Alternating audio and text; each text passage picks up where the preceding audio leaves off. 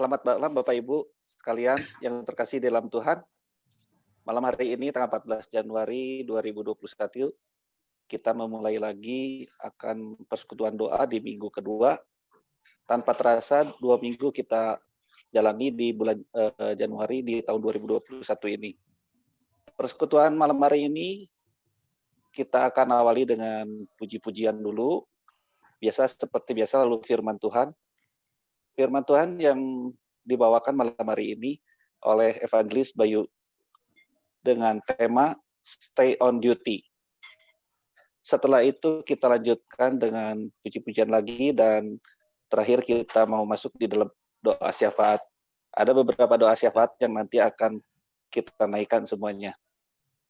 Sebelumnya kita mari bersama-sama berdoa terlebih dahulu.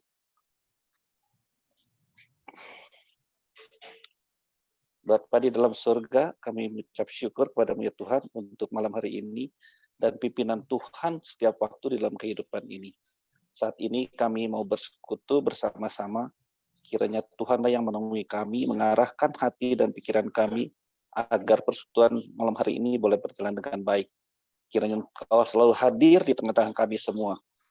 Tuhan pimpin kami semua akan segala perangkat maupun fasilitas yang kami gunakan, baik Wi-Fi maupun perangkat yang kami gunakan agar berjalan dengan baik.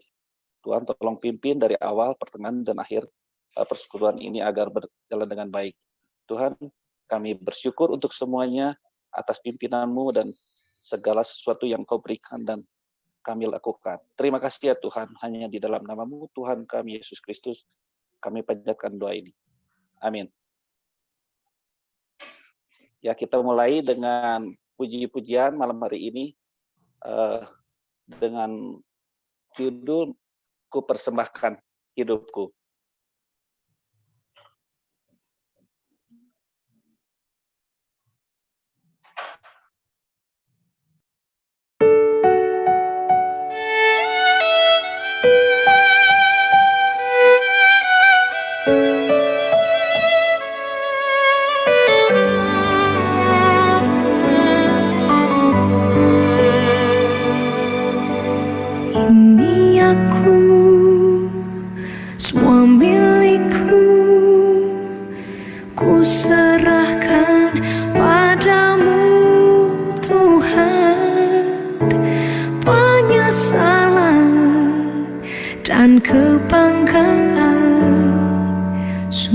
Dan duka semua ku serahkan,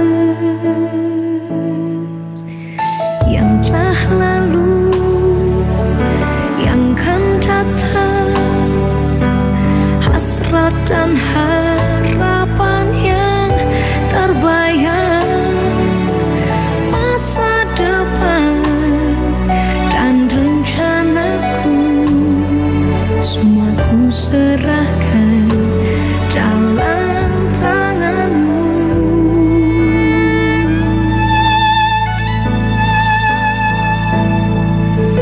Ku persembahkan hidupku kepada-Mu Tuhan, untuk kemuliaan-Mu ku berikan hidup ini sebagai persembahan yang berkenan padamu.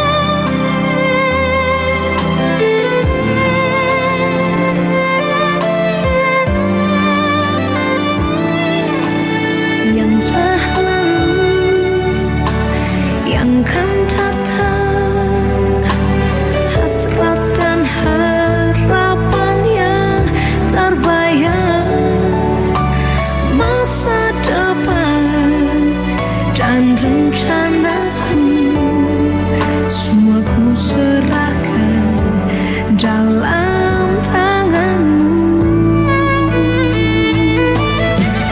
Ku persembahkan hidupku kepadamu Tuhan, untuk kemuliaan-Mu.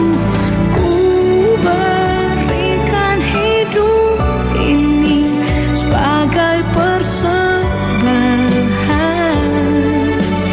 yang berkenan padamu.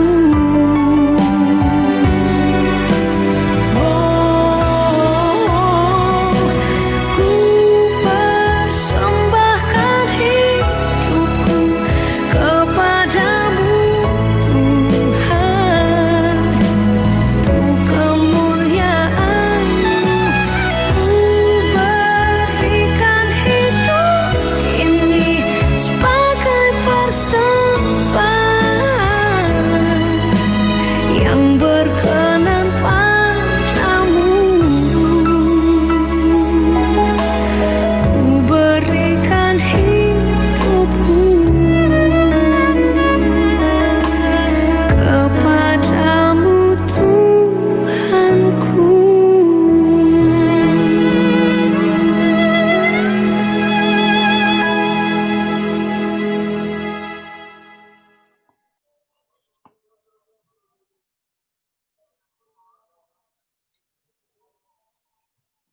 Ya Pak Bayu, Ya. dipersilahkan untuk membawakan Sebelum firman. kita merenungkan firman Tuhan, mari kita berdoa terlebih dahulu, mohon pimpinan Tuhan.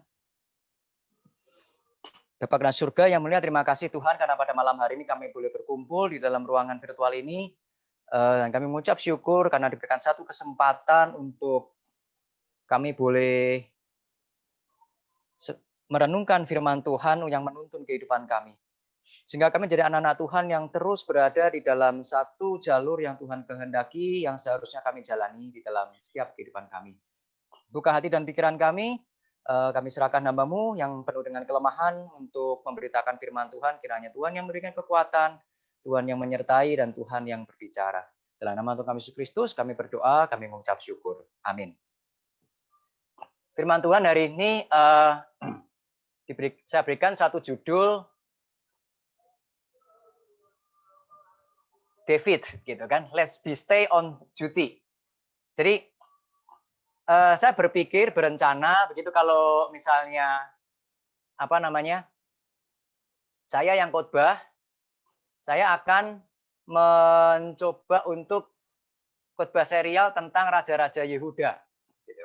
Jadi habis David berarti anaknya David, begitu kan? Anaknya Daud, yaitu siapa anaknya Daud? Salomo. Nah, dari sekian banyak kisah tentang Daud, hari ini saya akan ambil di dalam 2 Samuel 11 ayat 1 sampai 4 dan 26 sampai 31. Dari dua bagian Alkitab itu.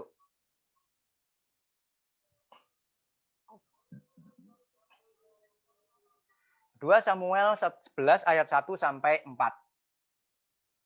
Pada pergantian tahun, pada waktu raja-raja biasanya maju berperang, maka Daud menyuruh Yoab maju beserta orang-orangnya dan seluruh orang Israel. Mereka memusnahkan Bani Amon dan mengepung kota Raba. Sedang Daud sendiri tinggal di Yerusalem. Sekali peristiwa pada waktu petang ketika Daud bangun dari tempat pembaringannya, lalu berjalan-jalan di atas sotoh istana, tampak kepadanya dari atas sotoh itu seorang perempuan sedang mandi. Perempuan itu sangat elok rupanya. Lalu Daud menyuruh orang bertanya tentang perempuan itu dan orang itu berkata, itu Bathsheba binti Eliam, istri Uria orang Het itu. Nah, sesudah itu Daud menyuruh orang mengambil dia. Perempuan itu datang kepadanya, lalu Daud tidur dengan dia.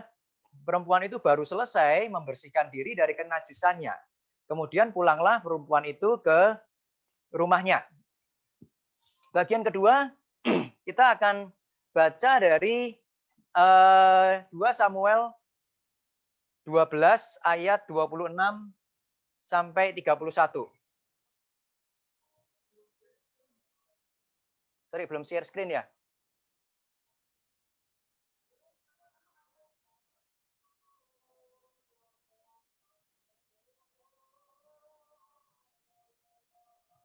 Nah, ini lebih enak.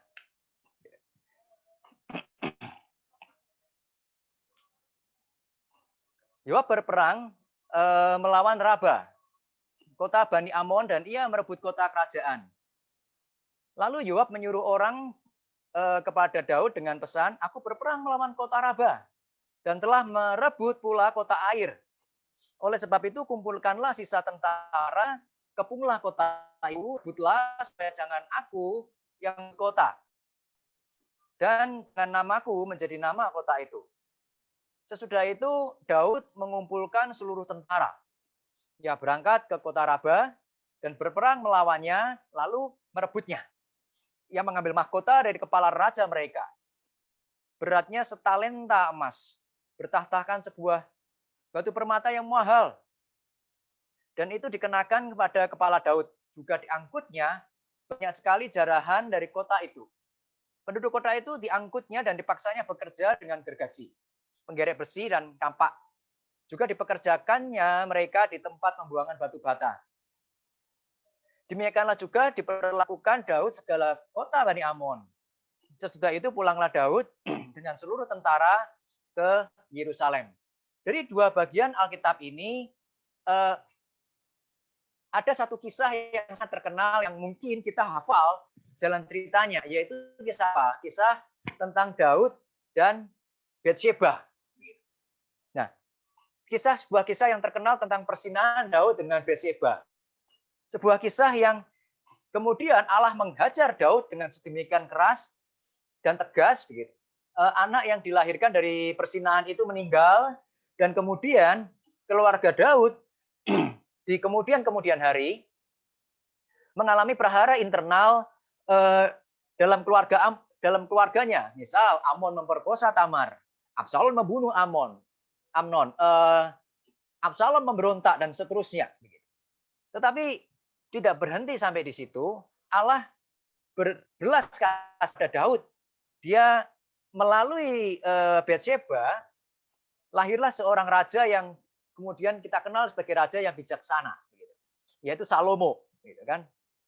Tetapi itu sebuah kisah yang menarik untuk kita renungkan. Tetapi hari ini kita tidak merenungkan kisah itu.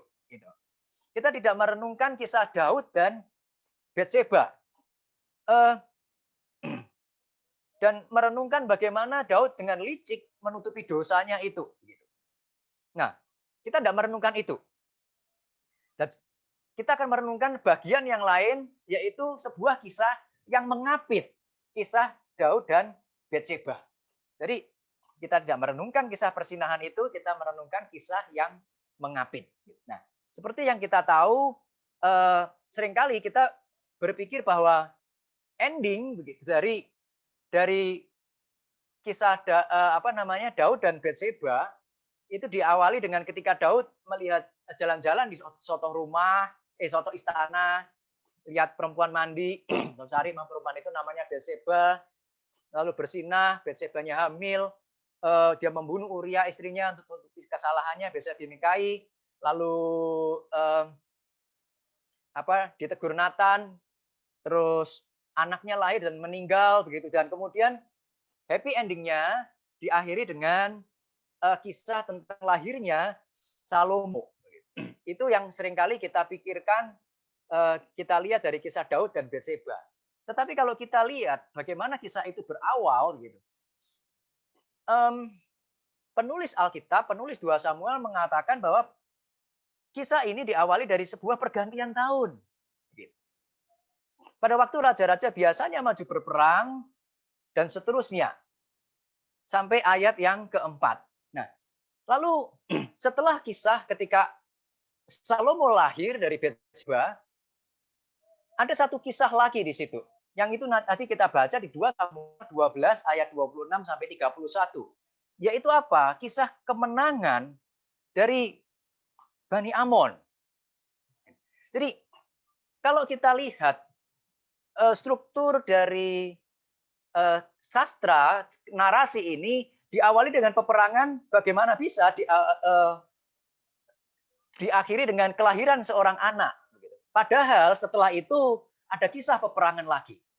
Maka saya kemudian berpikir begitu, menafsirkan bahwa akhir dari kisah Daud dan Batseba bukanlah ketika Salomo lahir, tetapi akhir dari kisah Daud dan Batseba berada di akhir peperangan melawan Bani Amon.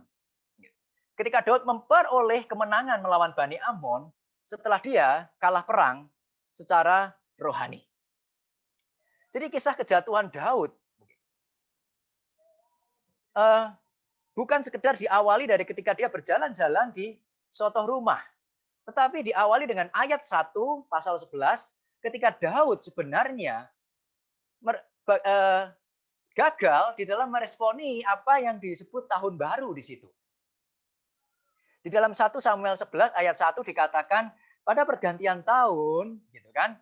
Pada waktu raja-raja maju berperang dan seterusnya, sedang Daud tinggal sendiri di Yerusalem. Kata pergantian tahun di situ tidak harus diterjemahkan sebagai Januari. Tetapi barangkali lebih tepat dipahami sebagai musim semi. Yaitu apa? Sebuah musim yang biasanya dipakai oleh raja-raja untuk maju berperang. Gitu. Karena kalau mereka harus berperang di musim dingin, itu biayanya mahal, begitu kan? Sulit berperang di musim dingin dan tidak menguntungkan, terutama bagi mereka yang menyerang dan sebagainya. Nah, demikian ketika tahun baru itu musim semi, ketika raja-raja mulai berperang, gitu kan? Biasanya raja-raja mulai pergi berperang untuk entah untuk apa, mempertahankan perbatasan atau memperkuat pamor di dalam negara bangsa-bangsa sekitar, merebut daerah dan sebagainya.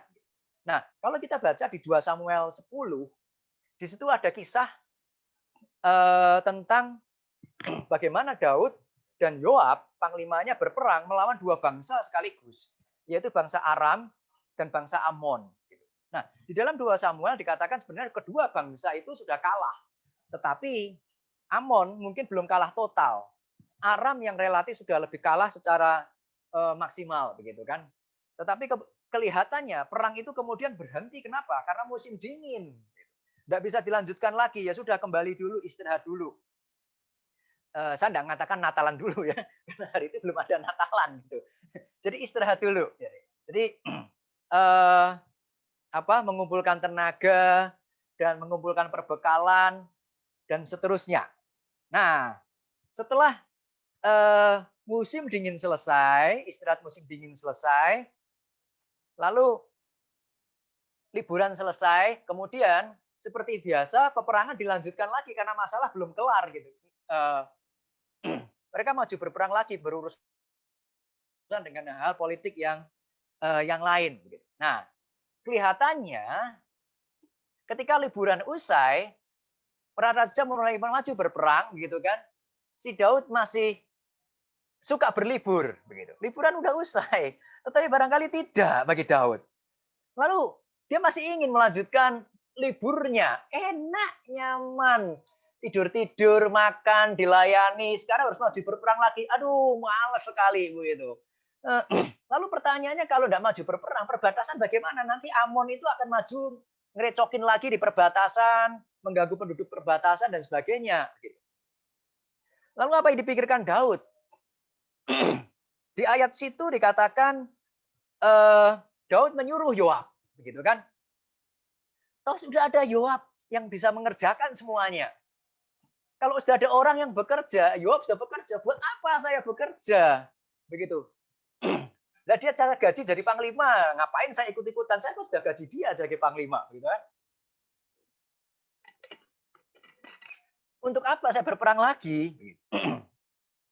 Jadi Yoab aja yang berperang, karena toh, gitu kan? Amon itu sudah dikalahkan sebagian, meskipun belum total. Jadi ini bukan sesuatu pertempuran yang baru. Yang pertempuran yang kedua, jelas Amon dan Aram itu lebih kuat Aram. Kalau Aram bisa dikalahkan secara total, Amon itu pasti akan lebih mudah untuk ditaklukkan. Jadi Yoab aja yang pergi. Saya bagaimana?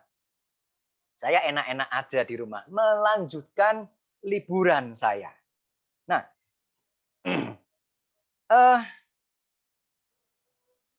dan kemudian yang terjadi adalah ketika Daud berlibur di istananya itu, begitu.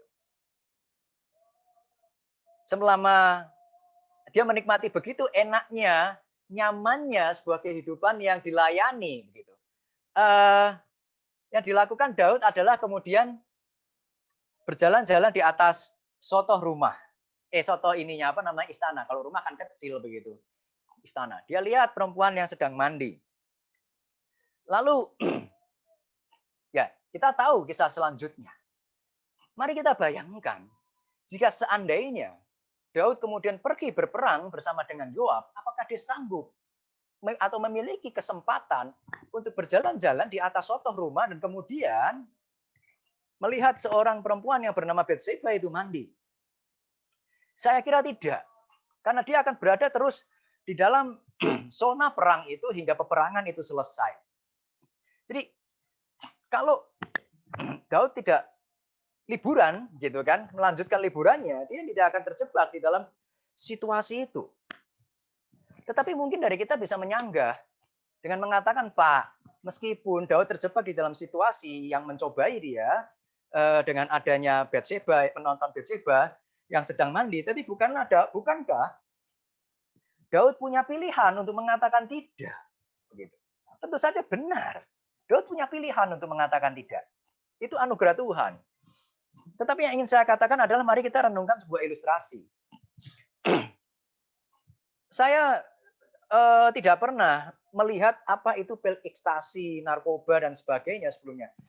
Tetapi pengalaman saya itu kemudian berubah ketika saya satu kos dengan pemakai dan kadang coba-coba mengedarkan. Dia memberikan saya contoh-contoh pil yang semacam itu, begitu kan, pil ekstasi, dan kemudian dia menjelaskan product knowledge begitu. Siapa tahu saya mau beli, menawarkan. Kalau saya tidak bergaul dengan mereka, saya tidak punya pengalaman itu. Saya punya pilihan. Tetapi ketika pilihan saya diperhadapkan dengan apa? Sebuah pencobaan. Ini enak loh. Kamu kalau pertama kali saya kasih gratis dulu. Nggak usah minum 1, minum 1/4. Rasain dulu. Kalau nggak enak, nggak usah beli lagi dan sebagainya. Itu menggoda. Kita terjebak di dalam situasi itu dan kemudian kita bergumul. Tinggal kita menang atau tidak. Tetapi sama seperti Daud, dia punya pilihan. Bukan sekedar untuk mengatakan tidak kepada Batseba, tetapi dia punya pilihan untuk mengatakan tidak kepada liburan. Bahkan di dalam doa kita, doa Bapa kami dikatakan, janganlah membawa kami ke dalam pencobaan, melainkan lepaskanlah dari yang jahat. Pencobaan itu tidak untuk didatangi, pencobaan itu untuk dihindari. 1 Korintus 15 ayat 33 dikatakan, janganlah kamu sesat. Pergaulan yang buruk merusakkan kebiasaan yang baik. Apa hubungannya ini sama Daud? Seperti ilustrasi saya tadi, pergaulan yang salah, keputusan saya untuk bergaul dengan orang yang salah misalnya, membawa kita pada satu situasi tertentu yang barangkali berpotensi mencobai kita dan menjatuhkan kita. Daud dengan keputusannya itu mengabaikan tugasnya untuk berperang, berpotensi membawa dia masuk ke dalam satu situasi yang mencobai dia. Pertanyaannya adalah apa yang perlu kita renungkan adalah kita perlu menciptakan satu situasi dan kondisi yang sebenarnya membuat kita tidak mudah jatuh di dalam pencobaan dan tetap bertumbuh. Itu panggilan kita. Kita tidak hanya dicobai ketika diperhadapkan dengan pencobaan, tetapi kita diperhadapkan dengan pilihan yang membawa kita ke dalam satu situasi yang mencobai kita. Untuk itu kita harus jeli. Tapi bagaimana caranya? Yang pertama, mari kita waspada terhadap zona nyaman. Gitu kan? Kita seringkali tidak saja menikmati zona nyaman. Kita bahkan mencari zona nyaman itu. Kalau kita melihat kisah hidup Daud, begitu kan? Dia sejak muda, terlebih lagi ketika dia mulai berurusan dengan yang namanya Goliat itu, dia terus berperang, berkelahi melawan binatang, begitu kan? Terus naik tingkatnya langsung tinggi pisan, begitu. Berurusan dengan Goliat. Setelah itu apa yang terjadi? ketika Daud menang melawan Goliat, dia mulai masuk ke dalam politik negeri dan politik istana. Dia mulai terlibat peperangan demi peperangan, konflik demi konflik, dan itu melelahkan. Apalagi dia harus berkonflik dengan Saul sampai suatu saat dia harus bersembunyi menjadi orang gila di Filistin dan sebagainya. Nyawanya selalu terancam dan itu tidak menyenangkan. Semua orang ingin keluar dari situasi itu. Dan ketika situasi demi situasi yang tidak mengenakan, melelahkan, menjengkelkan itu kemudian teratak perlahan-lahan mulai dibereskan satu persatu, dan Daud mengalami satu kondisi yang merasakan zona nyaman dan kesenangan sebagai raja. Dia punya otoritas untuk menunjuk orang menggantikan tugasnya, dia menikmati. Apalagi bukan sekedar dia sanggup menikmati kenyamanan itu, tetapi ketika harus berurusan dengan tugas, dia punya Yoab yang sangat kompeten untuk melakukannya. Untuk menggantikan tugasnya untuk memimpin peperangan, gitu kan. Sudah ada Yoab, dia kompeten, dia mampu mengatasi masalah-masalah perbatasan. Dia kan sudah digaji sebagai panglima, seperti kata tadi. Ya, jangan makan gaji doang, ya kerja dong, begitu kan, maksimal, begitu. Kalau perlu jangan cuma Amon, mungkin Moab apa sebagainya, gitu kan. Nah, sama seperti yang kita pikirkan, begitu. Dia Daud tidak menjadikan Yoab sebagai partner di dalam peperangan, tetapi kini, gitu kan, Daud menjadikan Yoab sebagai substitusi, sebagai pengganti di dalam peperangan. Di 2 Samuel 10, Yoab dan Daud berperang bersama-sama. Kini lu aja yang perang. Zona nyaman itu memabukkan. Zona nyaman itu membuat kita ingin terus dan terus di dalam situasi itu. Banyak orang yang, apalagi ya, ada orang yang sama seperti Yoab di dalam situasi kita bisa menggantikan tugas-tugas kita, begitu. Banyak orang yang ingin cuti pelayanan, begitu, saya cuti dulu begitu kan. Tetapi kemudian benar-benar menghilang, nggak balik lagi. Dan andai kata dia melayani sekalipun kemudian, tetapi kemampuannya tidak seefisien, sebaik sebelumnya. Kenapa? Karena mereka tidak terasah kemampuan mereka. Sama seperti orang yang sebelumnya berlatih fitness, begitu, membentuk otot-otot, gitu kan, gede begitu ototnya, otot lengan, bicep, tricep, apalagi lah itulah begitu. Tetapi kemudian dia berhenti di dalam waktu yang lama, begitu. Ototnya yang terbentuk mulai memudar, tertutup lemak dan sebagainya. Ketika dia harus mengangkat beban lagi, barbell bench press, begitu kan, yang untuk latihan dada itu, begitu. Tadinya mungkin dia kuat angkat 100 kilo, tetapi setelah cuti lama dia hanya mungkin kuat angkat 50 kilo. Kenapa? Menggantikan kebiasaan yang baik, menggantikan sebuah kebiasaan yang disiplin dengan suatu kebiasaan yang sekedar menyenangkan menjadi bumerang, mengurangi kapasitas kita melayani Tuhan. Dan mari kita waspada dengan mencari dan diam di dalam zona nyaman. Seringkali kita lakukan itu di dalam pelayanan kita, kan sudah ada hamba Tuhan, sudah ada majelis, mereka kompeten. Jadi kalau mereka kerja, kenapa saya harus kerja lagi? Kita menggantikan orang-orang di sekitar kita yang tadinya sebagai partner, kita gantikan sebagai pengganti kita, dan kita menikmati pelayanan-pelayanan itu. Kita menikmati zona nyaman yang kita kreasi sendiri. Kita menciptakan satu situasi yang kita bisa dicobai untuk malas, enggan, produktivitas turun di dalam melayani Tuhan. Dan itu yang seringkali terjadi di dalam kehidupan kita. Yang kedua, bagaimana kita dapat tidak terjebak di dalam satu situasi yang mencobai kita, tetapi on track. Yang kedua, tetap menjalankan panggilan kita di hadapan Tuhan. Nah, sama seperti Daud ketika dia menyuruh menggantikan rakyatnya pergi berperang, itu dikatakan di situ pada waktu raja-raja maju berperang, maka Daud menyuruh Yoab beserta orang-orangnya, maksudnya orang-orang Yoab, tentara-tentara dan seluruh Israel. Jadi yang berperang itu bukan sekedar tentara yang terlatih, tetapi rakyat yang kompetensinya mungkin tidak sama kayak tentara, itu juga ikut pergi berperang. Ya biasanya rakyat-rakyat yang di dalam perbatasan, dalam konteks ini ya dalam perbatasan Amon begitu. Nah, yang berperang bukan sekedar tentara, tetapi milisi. Gitu kan. Milisi itu apa sih? Milisi itu rakyat yang dipersenjatai.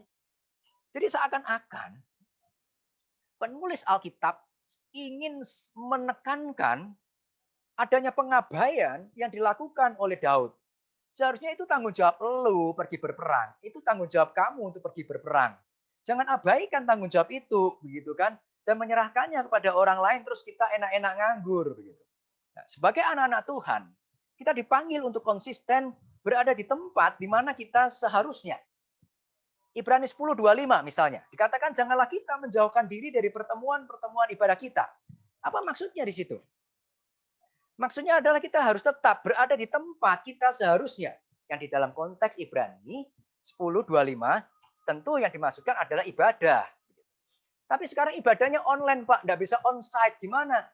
Tetap beribadah meskipun secara online. Maksimalkan itu. Latih. Yang biasanya kita rajin karena situasi, sekarang latih. Rajin karena disiplin dari dalam hati. Manfaatkan kondisi yang ada itu bukan dengan bersungut-sungut, tetapi manfaatkan itu dengan semaksimal mungkin untuk keuntungan kita bertumbuh. Kita memang butuh komunitas. Tetapi bukan berarti kita boleh bergantung pada komunitas. Mari kita lihat Yusuf, gitu kan? Dia di tempat Potifar. Dia punya komunitas siapa di sekitar dia yang sama-sama Kristen, begitu sama-sama punya iman. Tidak ada seorang pun. Dia seorang diri di Mesir, seorang diri satu-satunya bahkan mungkin di seluruh Mesir yang menyembah Allah Yahweh. Dia dikelilingi oleh dewa-dewa Mesir. Dia dikelilingi oleh teman-teman yang buruk yang membawa dia kepada penyembahan-penyembahan berhala. Baik itu di rumah Potifar, ketika dia berada di dalam penjara, bahkan juga ketika dia berada di dalam kehidupan sebagai raja muda Mesir. Dia tidak punya komunitas yang mendukung. Tidak ada hamba Tuhan yang menelpon. Tidak ada hamba Tuhan yang mengunjungi. Tidak ada hamba Tuhan yang mendoakan. Tidak ada rekan-rekan jemaat yang menghibur. Pakai bahasa sekarang. Tetapi imannya tidak jatuh. Kenapa? Karena dia tidak bergantung pada komunitas. Dia bergantung pada Tuhan. Dia tidak berada di tempat di mana dia seharusnya. Dia seharusnya berada di Israel. Dia seharusnya berada di rumah bapaknya. Dia seharusnya tidak ada di situ. Tetapi meskipun dia tidak berada di tempat yang seharusnya, kerohanian Yusuf berada di tempat yang seharusnya. Ketika kita di hari Minggu di saat kita ibadah, tempat kita seharusnya tidak di rumah.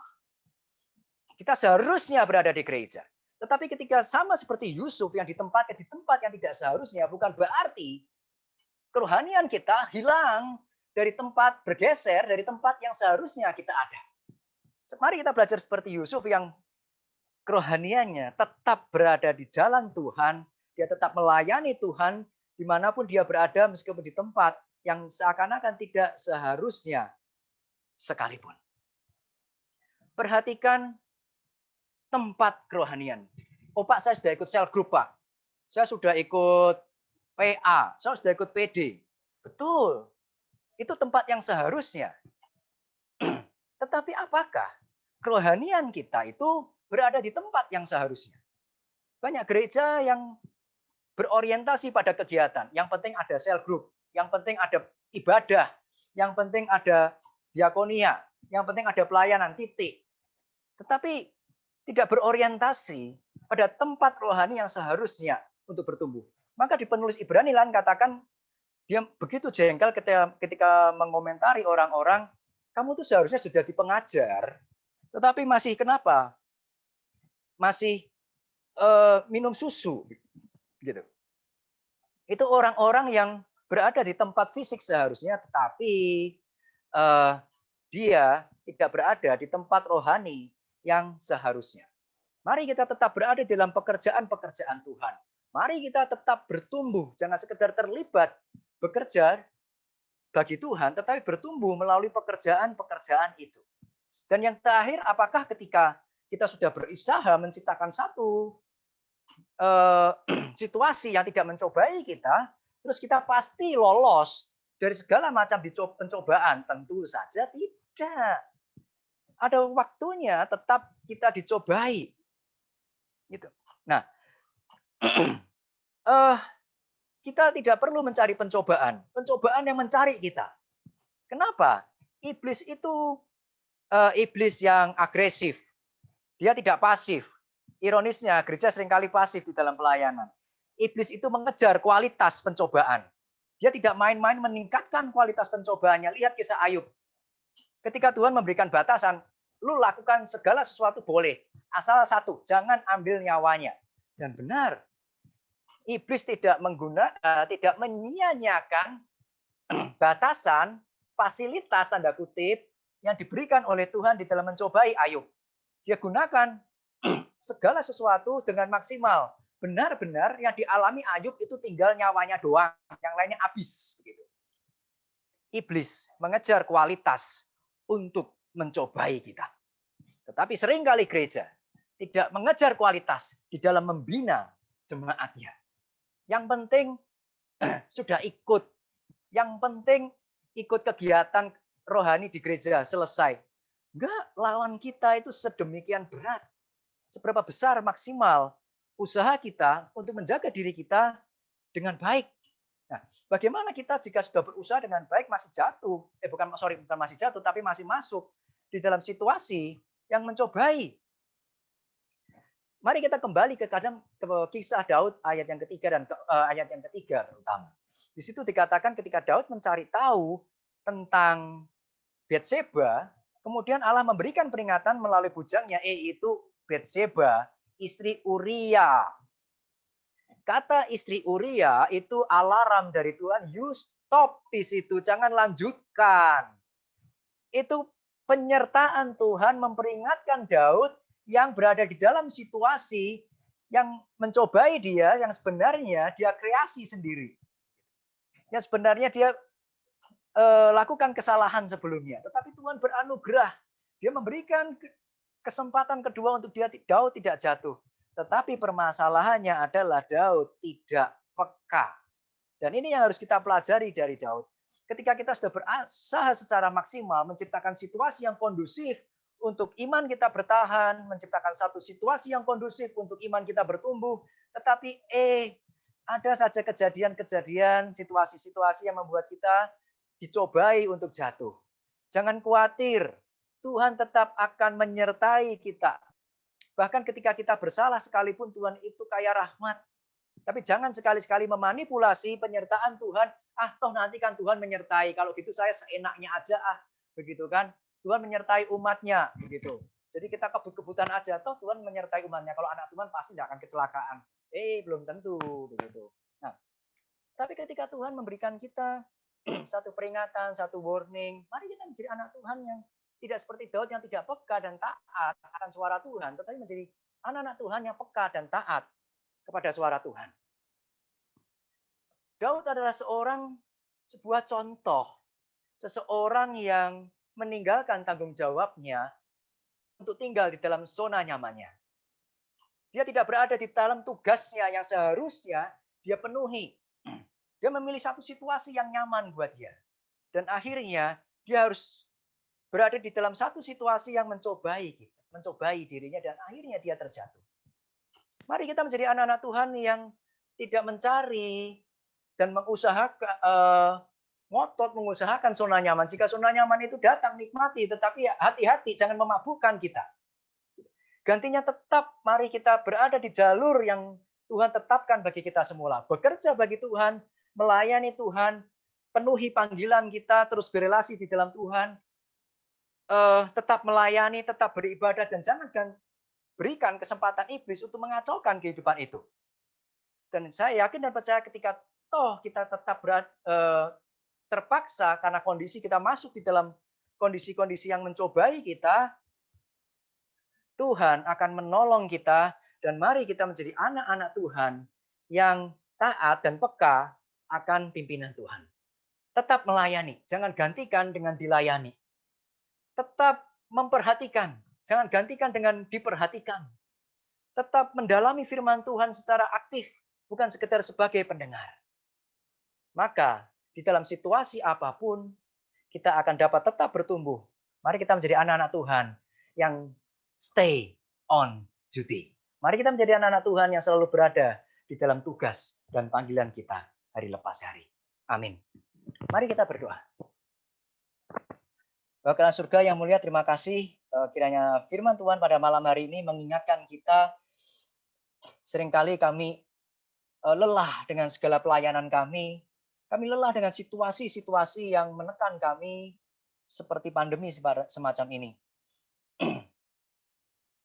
Kami lebih ingin diperhatikan.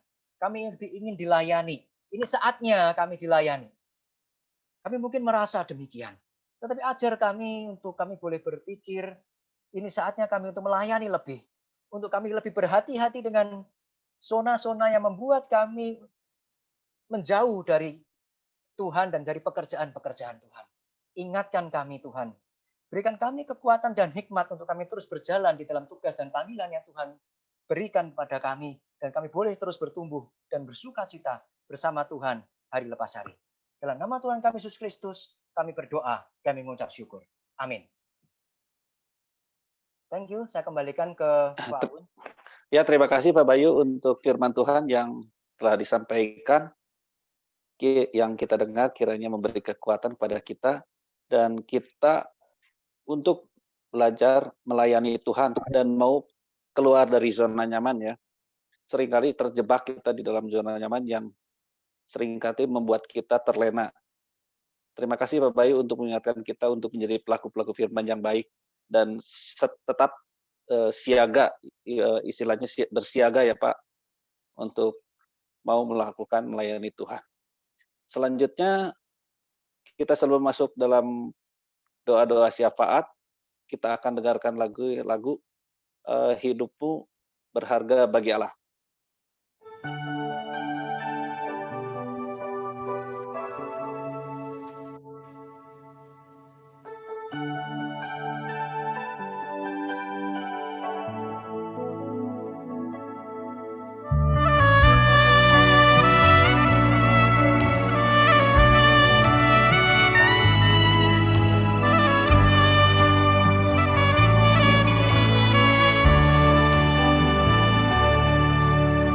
Hidupmu berharga bagi Allah. Tiada yang tak berkenan di hadapannya. Dia ciptakan kau turut gambarnya. Sungguh terlalu indah kau bagi dia. Dia berikan kasih-Nya bagi kita. Dia telah relakan segala-galanya. Dia disalib untuk tebus dosa kita. Karena hidupmu sangatlah berharga. Buluh yang terkulai takkan dipatahkannya. Dia akan jadikan indah, sungguh lebih berharga. Suluh yang telah pudar takkan dipadamkannya. Dia akan jadikan terang untuk kemuliaan-Nya.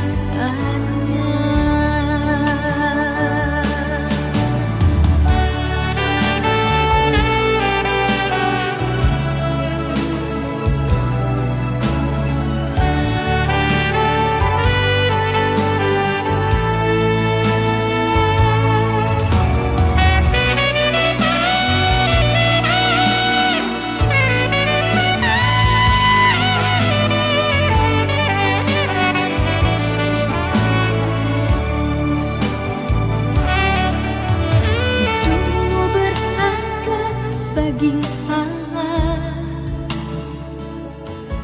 Tiada yang tak berkenan di hadapannya. Dia ciptakan kau turut gambarnya. Sungguh terlalu indah kau bagi dia. Dia berikan kasihnya bagi kita. Dia telah relakan segala-galanya. Dia disalib untuk tebus dosa kita.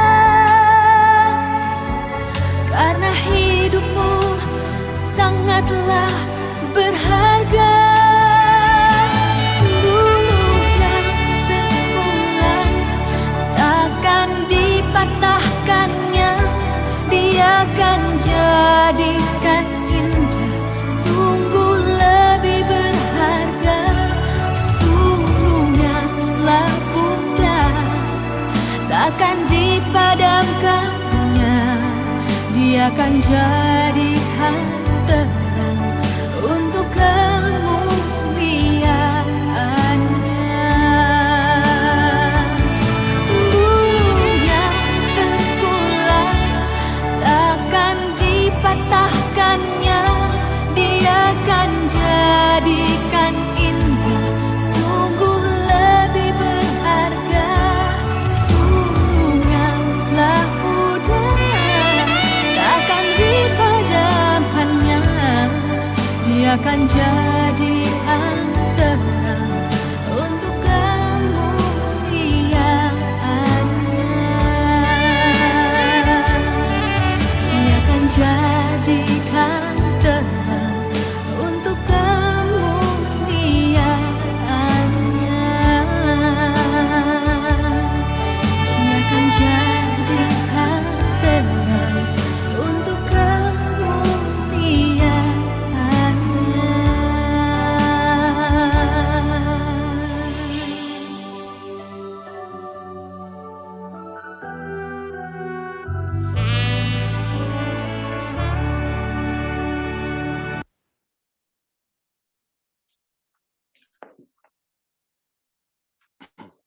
Ya, kita sekarang mau masuk ke dalam doa syafaat. Barangkali dari Bapak Ibu ada doa yang mau didoakan secara khusus. Nanti kita doakan di dalam doa syafaat. Bapak Ibu barangkali ada doa khusus yang mau didoakan.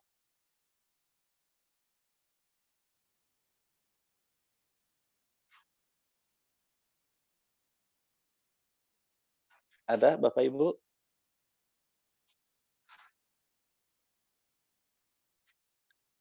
Pak Agus ada, Pak Agus. Lause ada, Lause.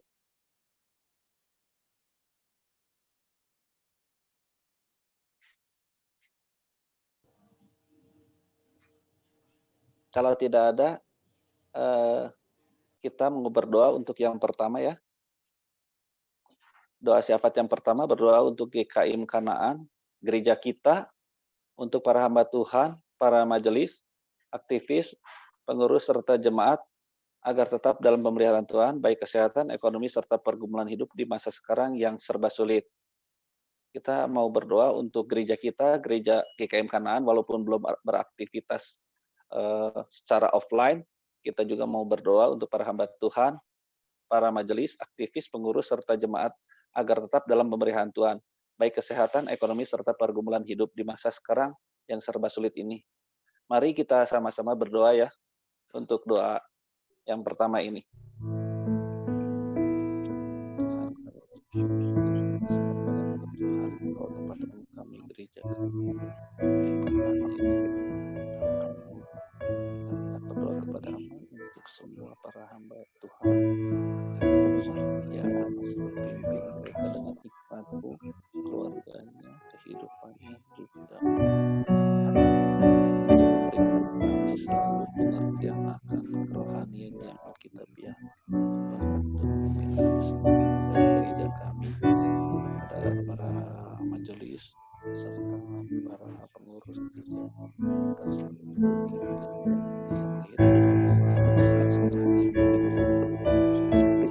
segala sesuatu yang telah dilakukan oleh orang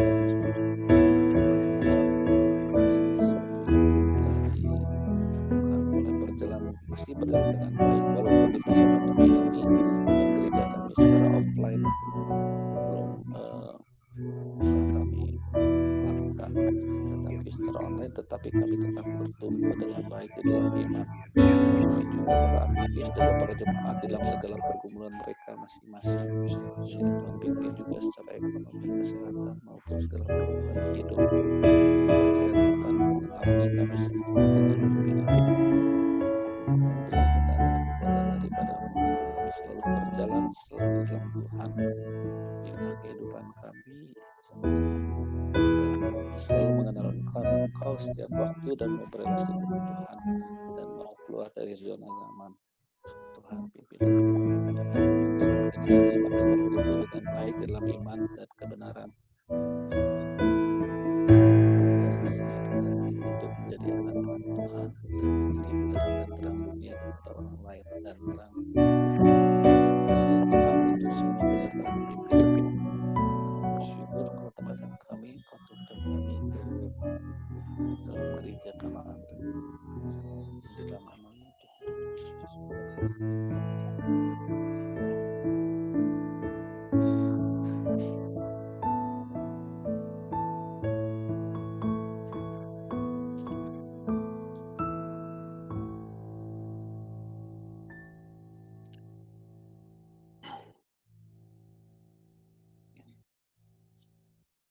Amin. Untuk pokok doa yang kedua, kita mau berdoa untuk bangsa dan negara Indonesia tercinta agar segera terbebas dari COVID-19, di mana vaksin mulai didistribusikan dan mulai disuntikan, agar berjalan dengan baik serta efektif dalam menangkal penularan. Untuk pokok doa yang kedua ini, minta dengan kasih ada Pak Haryanto. Haryanto ya. Bisa bawakan doa? Ya. Oh iya. Mari Terima kasih Pak Haryanto. Satukan hati kita berdoa bersama. Tuhan Allah Bapa kami yang bertata di dalam kerajaan surga, kami sungguh bersyukur, berterima kasih. Malam hari ini Tuhan masih berikan kesempatan pada setiap kami boleh ada di dalam persekutuan doa ini. Tuhan, di tengah ketakutan kami yang semakin meningkat dengan meningkatnya penderita COVID-19 ini, Tuhan, kami bersyukur, berterima kasih kalau kemarin vaksinasi COVID di Indonesia ini boleh dimulai. Kami bersyukur, berterima kasih Tuhan memberikan hikmat bijaksana kepada pemimpin negeri ini, sehingga upaya-upaya pengadaan vaksin COVID-19 ini dapat berjalan dengan baik. Semua ini karena semata-mata kemurahan Tuhan, kebaikan Tuhan semata kepada bangsa dan negara kami. Kami bersyukur, berterima kasih untuk apa yang sudah dimulai kemarin dari Bapak Presiden, jajaran pemerintahan di tingkat pusat hingga di daerah. Juga kami bersyukur mengawali vaksinasi ini boleh terjadi dengan terlibatnya segenap lapisan masyarakat di negeri ini, baik itu para tokoh politik, itu tokoh agama, bahkan itu juga para kalangan publik figur, artis, dan lain-lain yang boleh bersehati mendukung upaya pemerintah di dalam menangani wabah COVID-19 ini di negeri ini, Tuhan. Kami bersyukur ada kesehatian, ada dukungan yang cukup merata di berbagai kalangan untuk vaksinasi yang telah dimulai kemarin. Tuhan, kami tetap ingin serahkan aparat pemerintahan dari pusat hingga daerah, biarlah mereka boleh sehati menjalankan program pemerintah ini, memberi dukungan yang memadai, sehingga vaksinasi ini dapat berjalan merata di seluruh pelosok tanah air ini, Tuhan. Tuhan, biarlah Engkau terus campur tangan, Engkau memberikan hati yang takut akan Tuhan kepada para pemimpin negeri ini, juga para politisi, sehingga apa yang dikerjakan pemerintah ini, mereka memberikan dukungan yang cukup, sehingga vaksinasi ini terus dapat dikerjakan dengan sebaik-baiknya. Kami tetap berdoa untuk pengadaan vaksin selanjutnya, biarlah Tuhan juga campur tangan, Tuhan memberikan kelancaran akan apa yang dikerjakan oleh pemerintah. Demikian juga kami juga berdoa untuk vaksin yang digunakan. Meskipun sudah melalui uji coba tahap kedua dan telah disetujui untuk digunakan, kami tetap bergantung, bersandar hanya kepada belas kasihan Tuhan. Kami mohon campur tangan Tuhan, sehingga vaksin ini dapat efektif dan aman digunakan, sehingga vaksin ini dapat dipakai oleh Tuhan untuk meredam wabah virus yang menakutkan ini, Tuhan.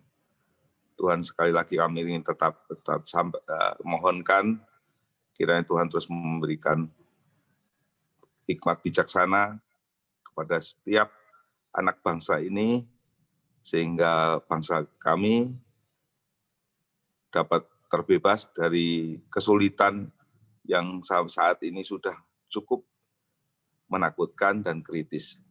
Tuhan, biarlah Tuhan terus pelihara kehidupan kami berbangsa bertanah air di Indonesia ini. Kiranya Tuhan terus memberkati upaya-upaya pemerintah, sehingga vaksinasi ini sungguh boleh berjalan sesuai dengan apa yang negara ini rencanakan, Tuhan.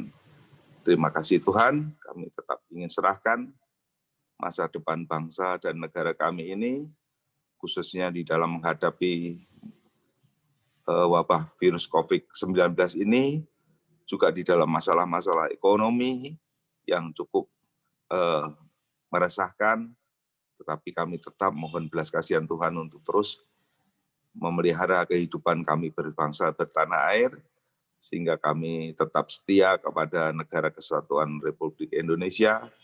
Kami dengan berbagai agama maupun suku dan ras, kami tetap bisa menjadi satu bangsa yang besar, bangsa yang punya harapan ke depan untuk lebih baik lagi, baik secara moral maupun secara politis. Tuhan, biarlah kiranya Engkau sendiri yang turunkan berkat-Mu atas bangsa kami. Terima kasih Tuhan, kami sungguh serahkan doa permohonan kami ini hanya di dalam nama Tuhan Yesus Kristus yang menjadi Allah dan Juru Selamat kami yang hidup. Amin.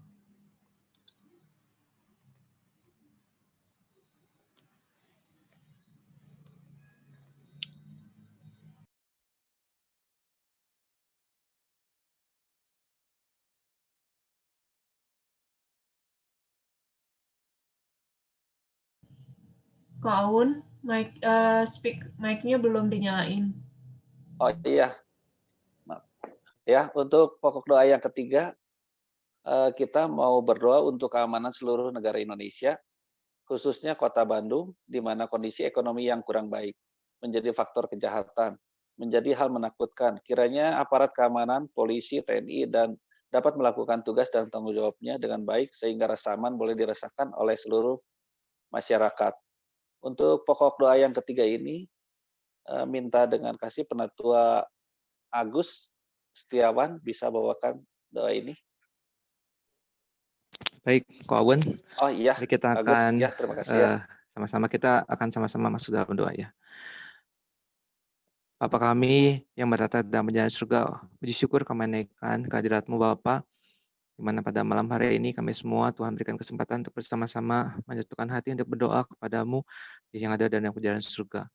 Malam hari ini Tuhan kami teringat untuk situasi kondisi di dunia ini khususnya negara kami, bangsa Indonesia, di mana wabah COVID-19 masih merajalela dan bahkan ini bahkan makin menjadi-jadi.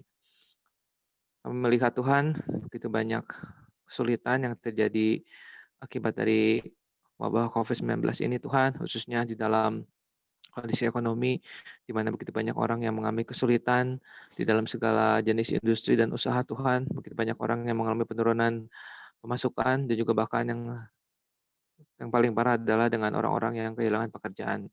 Begitu banyak Tuhan, orang-orang yang mungkin di PHK atau kehilangan pekerjaan atau kehilangan mata pencarian karena wabah COVID-19 ini. Tuhan, saat ini kami berdoa Bapa merendahkan hati, merendahkan diri di hadapan-Mu Tuhan, kiranya Engkau akan menolong di tengah situasi kondisi ekonomi yang sangat sulit seperti ini. Banyak orang-orang yang kehilangan pekerjaan, banyak kehilangan orang yang mata pencarian, tapi mereka juga harus tetap hidup Tuhan, mereka harus tetap makan. Mungkin banyak di antara mereka juga yang memikirkan untuk melakukan tindakan-tindakan yang segera ya Tuhan, dengan tindakan-tindakan yang sesingkat mungkin untuk mendapatkan uang, mungkin dengan melakukan hal yang tidak berkenan di hati Tuhan, dengan melakukan banyak tindakan kriminal, melakukan hal yang tidak sesuai dengan hukum yang terjadi di negara ini. Kami berdoa Bapak, kiranya belas kasihan-Mu akan turun atas kami, Tuhan akan tolong bukakan jalan, berikan jalan bagi pemerintah, bagi para menteri-menteri, supaya mereka juga boleh memikirkan bagaimana cara memberikan satu solusi bagi mendukung dunia-dunia usaha Tuhan, segala industri, setiap sektor, sehingga sungguh-sungguh mereka boleh bangkit kembali, setiap industri-industri, setiap sektor, dan setiap orang-orang yang tadinya tidak mempunyai pekerjaan boleh kembali bekerja Tuhan, mereka boleh mendapatkan pekerjaan, boleh mendapatkan income untuk menghidupi diri mereka sendiri juga keluarga mereka. Saat ini Tuhan, kami juga melihat bagaimana tingkat kriminalitas yang tinggi Tuhan yang meningkat karena orang-orang yang tidak memiliki pekerjaan dan mereka harus mendapatkan makan. Kami berdoa Bapak, kiranya Engkau yang akan menolong, berbelas kasih, memberikan satu keberanian, memberikan satu ketegasan, memberikan satu komitmen, dan juga kepada setiap polisi, kepada TNI Tuhan, juga para setiap aparat keamanan berikan pada mereka Tuhan untuk terus-menerus berdisiplin, mereka terus-menerus melakukan tugas mereka dengan penuh dan keberanian, dengan disiplin dan tanggung jawab Tuhan. Mereka mempergunakan wewenang dan otoritas yang Tuhan sudah berikan melalui negara bangsa ini Tuhan untuk bisa menjaga keamanan di seluruh Indonesia Tuhan, dari Sabang sampai Merauke.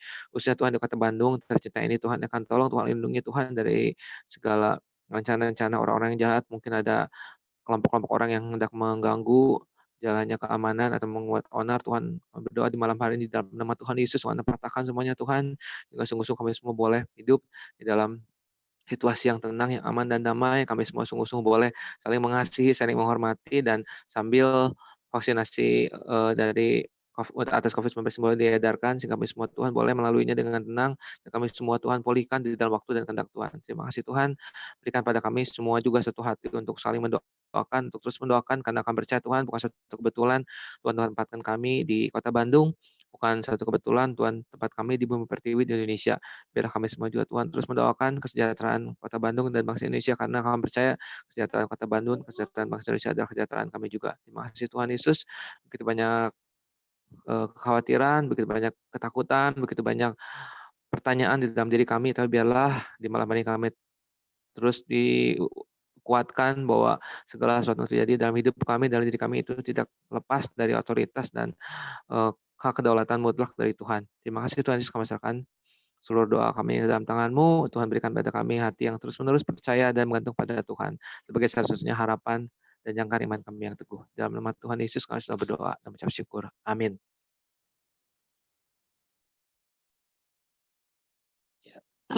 Ya, untuk pokok doa yang keempat, kita mau berdoa untuk Bapak Presiden Jokowi dan Wakil Presiden Bapak Ma'ruf Amin, para menteri serta para pemangku jabatan pemerintahan, agar selalu diberikan kesehatan yang baik, sehingga dapat bertugas dengan baik dan penuh tanggung jawab, serta kebijakan-kebijakan yang diambil memberikan keadilan bagi seluruh rakyat Indonesia. Untuk pokok doa yang keempat ini, minta dengan kasih Penatua Kristinawati Elias membawakannya. Ya, baik. Bapak Ibu, mari kita berdoa bersama-sama. Bapa kami yang di surga, kami bersyukur kepadamu karena kasih dan kesetiaan-Mu yang tidak pernah berubah atas hidup kami. Terima kasih Tuhan karena senantiasa melindungi dan memelihara kami dari dulu sampai saat ini. Dan pada kesempatan ini kami berdoa untuk Bapak Presiden Jokowi dan juga Bapak Wakil Presiden, yaitu Bapak Ma'ruf Amin, beserta para menteri serta orang-orang yang duduk di pemerintahan, agar selalu diberikan kesehatan yang baik, khususnya Bapak Jokowi yang pada hari kemarin sudah disuntik vaksin COVID-19 beserta para pejabat lainnya. Biarlah Tuhan yang akan senantiasa memberikan perlindungan sehingga vaksin tersebut tidak menyebabkan hal-hal yang tidak kita inginkan. Dan vaksin tersebut dapat meyakinkan seluruh masyarakat sehingga masyarakat dengan yakin mau untuk divaksin COVID-19 tersebut. Dan kami pun berdoa agar orang-orang yang duduk di dalam pemerintahan dapat bertugas dengan penuh tanggung jawab, serta kebijakan-kebijakan yang diambil dapat memberikan keadilan bagi seluruh rakyat Indonesia. Biarlah doa pada malam ini dapat menjadi kehendak Allah, serta menjadi kekuatan kepada kami semua, dan kami serahkan hanya ke dalam tangan-Mu, hanya di dalam nama Tuhan Yesus kami berdoa dan kami memohon. Amin. Untuk doa yang terakhir, doa yang kelima, sebelumnya apakah ada doa khusus dari Bapak Ibu sekalian nanti mau didoakan bersama doa yang terakhir? Ada doa khusus? Bu Yeni? Bu Yeni ada tip dari siapa? Doa khusus buat Mungkin yang sakit aja ya. Ya mungkin kita Untuk masih doakan Lause Lili. Lause Lili ya, boleh. Doain aja. Oh ya, mama dari Ibu Wet juga yang ada di Medan. Oh, ibunya Ibu Wet, mamanya Ibu Wet. Ya. Kenapa sakit, Bu? Ya usia lanjut. Oh, ya. Ada lagi, Bu? Kaun, saya minta didoain. Ya. Saya enak badan. Oh, CE. Ya. Oh ya. Jadi, ya. Lause Lili ya Bu Yeni ya? Ya. Mamanya Bu Wet. Ya, Terus sama Cice juga. Citriani. Oh, cicinya Cice. Ya. Oh, sakit ya? Ya. Ada lagi? Boleh tambahan, Pak Aun? Oh iya, silakan Oma. Oh, untuk ini Ibu Christine yang akan menikahkan anaknya di Medan, agar semua dilancarkan, semua juga dalam keadaan sehat, semua diberikan kesehatan, kekuatan, dilindungi dari segala sakit penyakit. Itu aja. Oh, iya. Ibu Christine yang mana, Bu? Christine Salon. Christine Salon, Ibu RT ya. Ya, baik. Untuk pokok doa yang kelima, kita berdoa untuk kesatuan hati jemaat GKIM Kanaan agar tetap memiliki kerinduan dan kesetiaan kepada Tuhan walau aktivitas gereja belum dilakukan. Juga untuk doa-doa khusus untuk Lause Lili, untuk kesehatannya, mamanya Ibu Wet yang ada di Medan yang udah lanjut usia di dalam kesehatannya, juga cicinya Cice yang saat ini kurang enak badan ya, juga kelancaran pernikahan anaknya Ci Christine di Medan ya. Selanjutnya nanti langsung dilanjutkan dengan doa penutup. Sekalian ini semuanya minta Bapak Pendeta Pak Jem aja ya yang doain ini semuanya ya. Siap. Ya, Pak Jem ya, Pak Jem. Siap, Kaun. Oke, terima kasih Pak Jem. Baik. Sama doa penutup ya Pak Jem. Ya. Baik, Kaun. Baik, mari kita sama-sama berdoa. Bagi jemaat Tuhan, khususnya biarlah kita boleh sama-sama memiliki kerinduan, kesetiaan kepada Tuhan, dan tetap beribadah dan melayani Tuhan. Mari kita sama-sama berdoa. Bapa kami dalam surga, kami bersyukur, berterima kasih Tuhan berikan kesempatan bagi kami untuk kami boleh bersatu di dalam doa, bahkan saling mendoakan, saling menasehatkan satu dengan yang lain.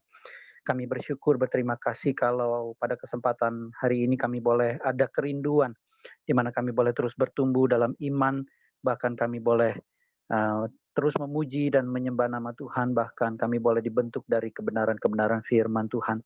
Biarlah kerinduan kami bukan hanya kami alami pada diri kami sendiri, tetapi juga kami rindu bahwa setiap jemaat Tuhan juga boleh memiliki kerinduan yang sama, sehingga kami juga boleh bertumbuh bersama-sama sekalipun kami masih di tengah-tengah situasi yang sulit dan tidak mengenakan.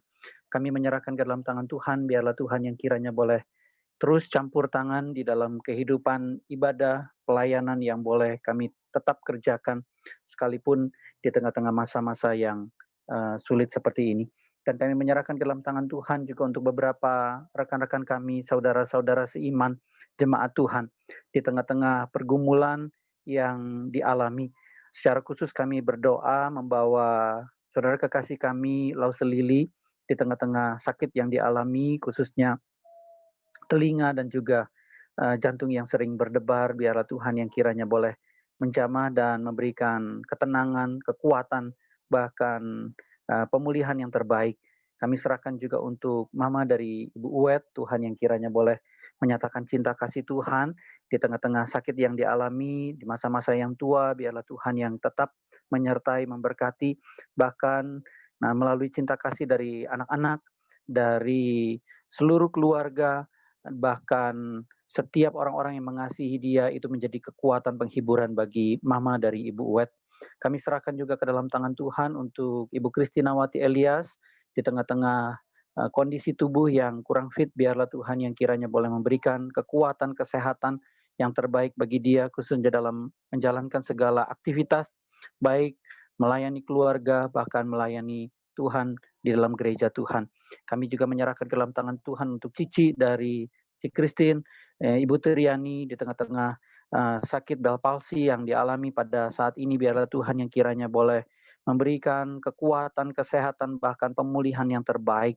Kami menyerahkan terapi, obat-obatan yang digunakan, biarlah itu semua boleh menjadi alat kesembuhan yang terbaik bagi Ibu Triani. Dan juga tidak lupa kami menyerahkan ke dalam tangan Tuhan untuk beberapa hari ke depan, khususnya hari Sabtu dan hari Minggu, ada acara di Medan, yaitu pernikahan dari Ibu Christine Lim, anak dari Ibu Christine Lim dan Bapak Dani, yaitu Maya, yang akan menikah dengan Saudara Bobby. Biarlah Tuhan yang kiranya boleh memberkati seluruh rangkaian ibadah, baik itu perayaan resepsi ataupun pemberkatan. Biarlah Tuhan yang kiranya boleh campur tangan dalam setiap acara yang boleh digelar di sana. Kami serahkan juga ke dalam tangan Tuhan, biarlah setiap mereka juga boleh diberikan kekuatan kesehatan yang terbaik, sehingga setiap acara, setiap perayaan, setiap hal yang boleh mereka kerjakan, boleh mereka jalankan dengan baik. Kami menyerahkan ke dalam tangan Tuhan secara khusus juga untuk Ibu Tirsa yang beberapa waktu kemarin ada terjatuh. Biarlah Tuhan yang kiranya boleh memberkati setiap obat-obatan, bahkan setiap orang-orang yang mengasihi, baik itu Bapak Teksam, anak-anak mantu, bahkan cucu-cucu, boleh menjadi kekuatan kesehatan, penghiburan bagi Ibu Tirsa. Kami juga menyerahkan ke dalam tangan Tuhan pada hari ini untuk hari ulang tahun pernikahan dari Bapak Andre Tan dan juga Ibu Giok Xiang. Tuhan yang kiranya boleh memberkati kehidupan pernikahan mereka selama 39 tahun. Tuhan sudah tuntun dan Tuhan pimpin. Biarlah Tuhan yang kiranya boleh menyatakan anugerah dan kasih Tuhan di dalam kehidupan pernikahan mereka. Terima kasih Bapak untuk malam hari ini, untuk segala apa yang boleh kami kerjakan, baik itu pujian, penyembahan, firman Tuhan yang boleh kami dengar, bahkan setiap doa yang kami naikkan. Biarlah Tuhan yang kiranya boleh memberkati setiap kami, sehingga apa yang boleh kami kerjakan bukan hanya menjadi berkat bagi kami, bahkan itu boleh menjadi kekuatan, pertumbuhan iman, bahkan kemuliaan bagi nama Tuhan. Terima kasih Bapak, berkati istirahat kami pada malam hari ini. Biarlah Tuhan yang boleh menjaga, memelihara bahkan Tuhan yang boleh bangunkan kami pada besok hari dengan kekuatan yang baru yang daripada Tuhan. Doa yang jauh daripada sempurna ini biarlah Tuhan yang kiranya sempurnakan dan kami alaskan hanya di dalam nama Yesus Kristus Tuhan dan Juru Selamat yang hidup. Amin. Terima kasih Pak Jem. Tuhan berkati Ko Aun. Ya, terima kasih semuanya. Thank you, Ya. Pak Aun. Thank you, Pak Bay. Thank you, Thank you, Pak Pak Jem. Thank Agus, you, Ko God Agus. bless ya semuanya. Pak Bayu, terima kasih Pak Bayu, Bu Yeni, Berkati. Pak Haryanto, terima kasih. Ya, Kak Cuming. Sama-sama, kasih. terima kasih ya. Salam buat Pak Ya. Herman Pak Tuming. Ya, makasih Pak Bagaimana Reto. kabarnya? Ya. Ya, ya.